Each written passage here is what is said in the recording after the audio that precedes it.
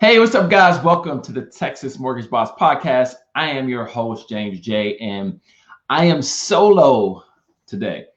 We've got an interview coming up next week with some great agents, and then I have my guy, Matt Browse, who is with Rising Point Solutions, credit restoration expert. He will be back on in a few weeks as well. But today, I am going to talk about something super important.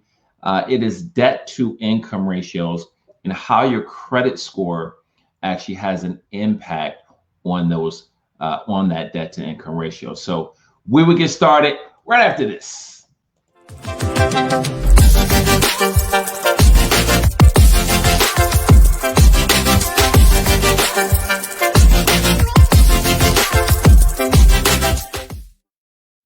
All right, guys. So welcome back. Again, we're going to be discussing some debt to income ratios today. All right, what does that mean? How does that impact you getting approved for a loan?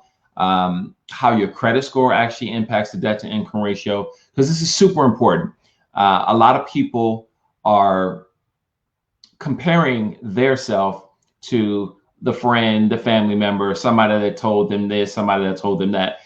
And I tell everybody, your credit, your situation is unique to you and only you. All right. Are there similarities with buyers? Of course there are. There's a lot of similarities, but there is no buyer that's exactly the same. It's kind of like your thumbprint, right? When you go do your thumbprint, this thing is unique to me. No one else has the exact same thumbprint as I do, right? The credit in a mortgage is exactly the same way. There is no one that has the exact same situations. Again, lots of similarities. No one is exactly the same. So debt to income ratio, while yes, there are some rules for FHA, VA, conventional, depending on your credit score, your situation might be a little bit different than your neighbor who told you, hey man, I got this crazy rate. You should be getting the same thing. No, you shouldn't. All right. No, that's not how it works.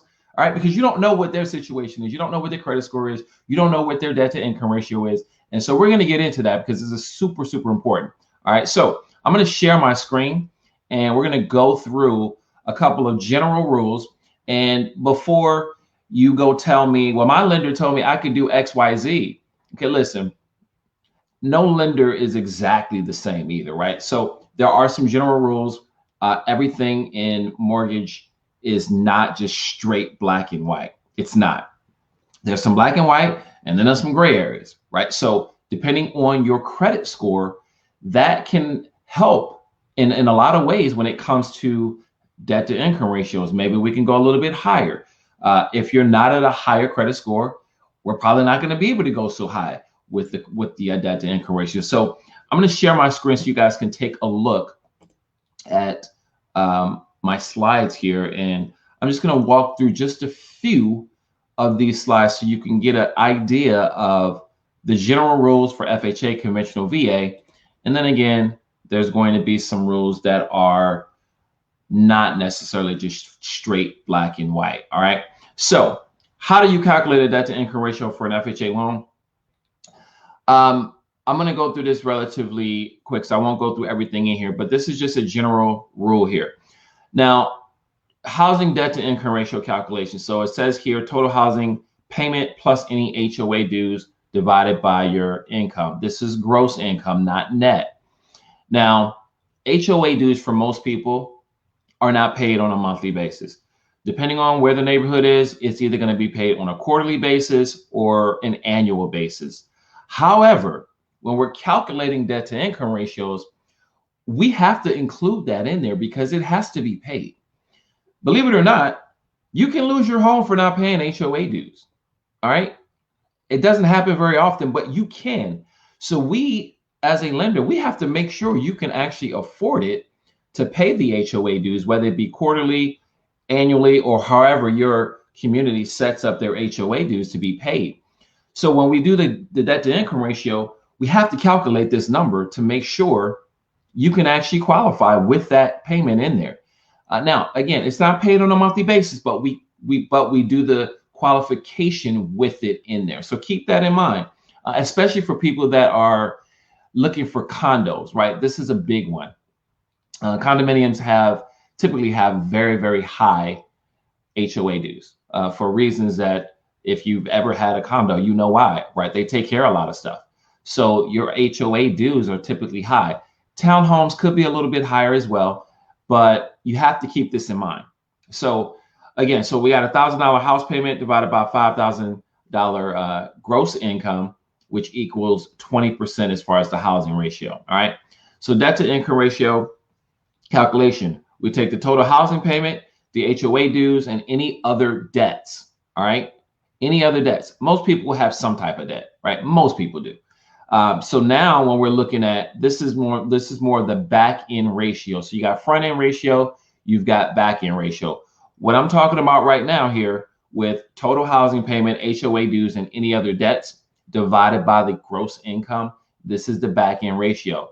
For most people, this is the most important number for most people. All right. Sometimes that front end ratio gets really high and we can't get an approval. But most people, what we normally are going to look at for the most part is going to be this back end ratio right here. So again, take that housing payment of $1,000 plus your HOA dues. In this example, $1,000 of other debt, and divide that by $5,000, which again, this is gross income. That equals to 40%, right? So these figures are then used when one of the automated systems or through a manual underwrite, which I'm going to talk about a little bit here. So most mortgage companies have an automated underwriting system. All right. It's either going to be a Fannie Mae desktop underwriter or a Freddie Mac loan advisor. So we all have a automated underwriting system, or AUS. Now we use a ton of acronyms in this business, but AUS means automated underwriting system. The company that I'm with, we use Fannie Mae desktop underwriter. So every loan gets run through one of these systems to start, for the most part. Okay, there's certain situations where we know up front we're going to have to do a manual underwrite for various reasons, but for the most part, every loan is going to get run through an automated underwriting system. We don't always get approval through an automated underwriting system, depending on a lot of different factors, but the debt to income ratio is one of them. Credit score is going to be part of it for sure. So when we run it through these systems, we're hoping we can get an AUS approval. Sometimes we have to navigate the system and change some of the numbers to make sure that we can get or hope, should I say, that we can get an actual automated underwriting automated underwriting approval. So if for some reason we can't get an automated underwriting approval, and we've tried everything we can, sometimes we have to go to a manual underwrite. All right. Now, when we go to a manual underwrite, the criteria tightens up big time. So whereas maybe on an FHA loan, on an automated underwriting approval, maybe I could take the debt to income ratio up to 53%, right? Not the best thing, but we could. If you've got really good credit, could I get you approved on an FHA loan at 53, 54%, 53 or 54% ratio? Absolutely. If you've got great credit, absolutely. So the system will read a lot of different things when it's doing the underwriting. But if you don't have great credit, getting an automated underwriting approval at a 53% debt to income ratio is pretty much impossible. So we're going to have to look at lowering the maximum debt to income ratio, even though it's FHA. If you have a lower credit score, especially if we have to go manual, you can no longer go over 50% for the most part. All right. So your credit score is so important. It factors into so many different things. And this is why I stress it so much to people. Please, please, please take care of your credit. It is so important. And again, I talk about mortgages because that's what I do. However, this applies to pretty much every other aspect of your life. It just does. So the standard manual FHA debt to income ratio limit is 43%. I think this is the black and white portion, right? This is just black and white. FHA says 43% if it's a manual. Sometimes we can go a little bit higher than that. So this, again, everything is not just straight black and white. There are a little bit of a gray area, and your credit score has so much to do with that. Now, FHA has some compensating factors. So what's a compensating factor?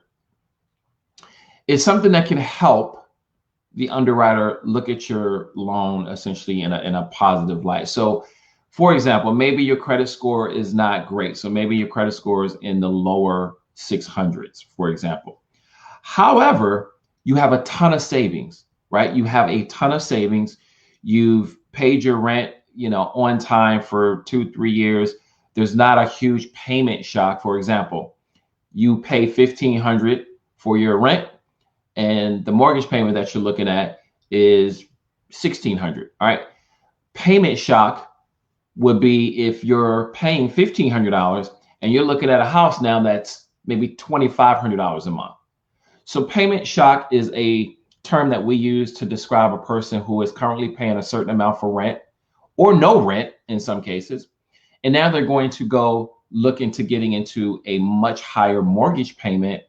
That is payment shock. And so that is something you want to try to avoid if possible. But if you've got a great history of paying your rent on time, that's a compensating factor. If you've got money saved in the bank, that's a compensating factor. If you've got some investments, all right, that's a compensating factor. So these are things that help the loan, even though maybe the debt to income ratio is a little bit low or your credit score is a little bit low. There's some compensating factors that help. So that's what this is talking about here. And again, the credit score has a lot to do with this as well. So if you've got great credit, that helps get you through a lot of things that maybe we would not be able to do otherwise. It is what it is. Like it or not, this is how it works. So let's talk a little bit about VA loans. All right. So much like FHA, VA is going to be a whole lot more lenient when it comes to debt to income ratios. If you are a veteran and you are looking to use the VA loan, because I hear this a lot, just because you're a veteran does not mean you're going to qualify for a VA loan. Does not mean you qualify. It means you're eligible as long as you are honorably discharged and you have a certain amount of time in the military. You are eligible to get the loan. It doesn't automatically guarantee you the loan. You still have to qualify. So VA, although this says you can get a VA loan up to, with the DTI, up to 60% in some cases, the cases that might happen, I mean, you're going to have really good credit. You cannot get that much of a go that high on debt to income ratio if your credit score is in the lower 600s. It's just not, it's not possible. All right. It's not possible. So this is a very important thing to keep in mind. Even on VA loans, yes, we can go a little bit higher. VA really doesn't like it, and we don't like it either. Honestly, I think if we're getting to that point, it's really putting people in a bad position. In my opinion, I don't think we really need to go to 60% debt to income ratio. I just think it's setting up people for failure. Now, there are situations where maybe a spouse is not on the loan, where maybe they've got some income, or we got some additional income, where maybe we just can't use it for whatever reason. So in my mind, if I know this person has some additional income, I just know we can't use it. And maybe we're at a 58% debt to income ratio. They've got great credit. That's a little different. But if it's a situation where I know all the income that we've got, and this person is close to 60% debt to income ratio, in my opinion, it's just not the best thing for people to go that high. Let's talk about conventional real quick. Conventional loans, way more stricter than VA and FHA. All right. So conventional loans, this is, DTI of 50% or less. If you're at 50% on conventional, again, you're going to have great, and I mean great credit.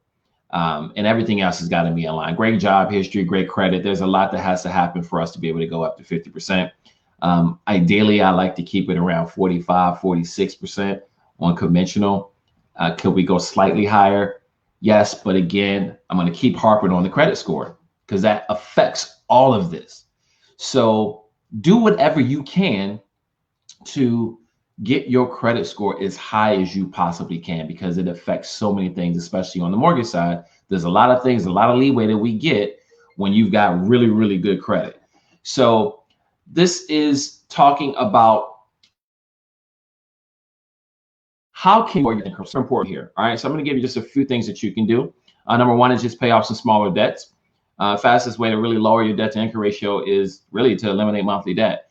Now, everybody just doesn't have a stack of money sitting around to go pay off some debt.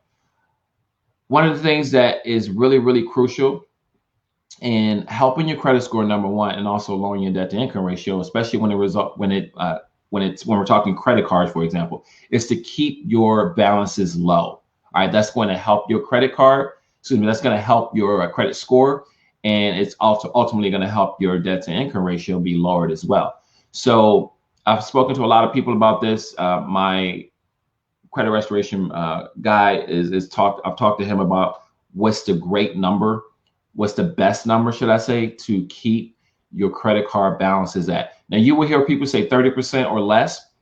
He suggests 10%. That is the great way to maximize your credit score. So, for example, you've got a credit card with a limit of $1,000. We suggest you probably keep that balance of around $100 or less. That's 10%. If you go above it, is it going to crush your credit score? Not necessarily. But what does crush your credit score is when your balance is $950 and your limit is $1,000. It is an absolute killer when it comes to credit scoring. So the second thing you could do here to help lower your debt to income ratio, obviously raise your income. All right, if you've got some money that we can document is the key word here. All right, you cannot use income we can't document. So I get a lot of people that say, well, I have this job here, I have this job, or I do this side business. Listen, if I can't document it, you can't use it, period. Cannot use it. If it's a job that is a not W-2, so 1099 type job or something like that, typically we're gonna want you to have at least 2 years of documentation of that job or that business that you have for us to be able to use that income.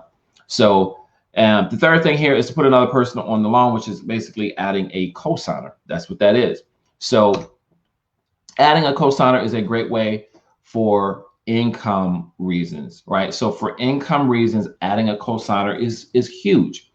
Now, let me put this out there because I get this question too. If I add a cosigner, my credit score is 620, their credit score is 750. The loan is based off the 620, not the 750. So a cosigner will help for income reasons. And listen, if they've got a high credit score, it's a great thing. It does strengthen the loan. It strengthens the file. However, the loan interest rate, all that stuff is still based on the lower of the two, or if there's a third person on the loan, it's based on the lower credit score. All right, so keep that in mind. It's the lower credit score. So people always ask, well, can I add a cosigner? Yeah, you can. It's going to help for income reasons, but not necessarily for credit reasons, because again, the loan is going to be based off the lower score of whoever's on that loan. So those are three things that you can do to lower your debt to income ratio. So the credit scoring that I spoke about several times, the credit scoring model, number one. So you got TransUnion, Equifax, Experian. Those are the three bureaus. All right. They don't have all the same information from all the creditors, which is why you have three different scores. There's some basics to keep in mind to maximize the score for all three of these bureaus. Number one is to keep your credit card balances low. That is very, very big thing. It's an easy fix for a lot of people, just to look at their balances and say, hey, you just need to lower these balances and your score is going to jump. Keeping all your payments on time, obviously, if you've got any type of collection accounts or anything like that, depending on the loan, depending on the impact of the collection accounts, because again, collection accounts are tricky sometimes. Things that you think you may want to do and paying off an account sometimes will actually hurt you. So you want to talk to a lender, make sure you get advice before you just go pay off a debt that was a collection account, because sometimes they will actually hurt. So anyway, listen, that's it for today. I wanted to address this because this is super, super important. Debt to income ratios are basically everything for us in the mortgage industry. That's what we base everything on. Now, non-traditional loans, or non-QM, which is non-qualified mortgage loans, those are a little different. So I'm not going to get into those on this particular episode, but those are a little different. But even with those, there are still some qualifications and still some debt to income ratios that need to be in line. We're just not going to go the traditional, W-2 tax return. There's some things that are a little different when it comes to the non-QM type loan. I'm not talking about those right now. All right, I'm talking about FHA, VA, conventional. I didn't really talk much about USDA, but a lot of the similarities with USDA are going to be very similar to an FHA or VA type qualification as far as the debt to income ratios go. So bottom line is this: debt to income ratios, what we use to calculate or determine whether or not you're going to qualify for a loan. I gave you some things that you can do to lower the debt to income ratio. And again, your credit score has such an impact, because when we've got great credit, it makes things a lot easier, right? You're going to have more flexibility. We're going to have more flexibility to work with you in order to make the deal work. And overall, it's just better for you to have that higher credit score, whether you're purchasing a home or anything else for that matter, right? Car, furniture for the home, right? If you're going to pay, if you're not going to pay cash for it, you're going to go get a loan or financing for furniture. By the way, don't you dare go finance anything before you close. All right, just had to throw that in there. So that's all I wanted to discuss on today's show, guys. Listen, if you got questions, please reach out to me. You can call, text, message me here on Facebook, and I will catch you guys on the next episode. Next week, we are back interviewing. I've got a great agent I'm going to be talking to from Keller Williams next week, and she's going to drop some nuggets as well. So looking forward to talking with you guys next week. Peace.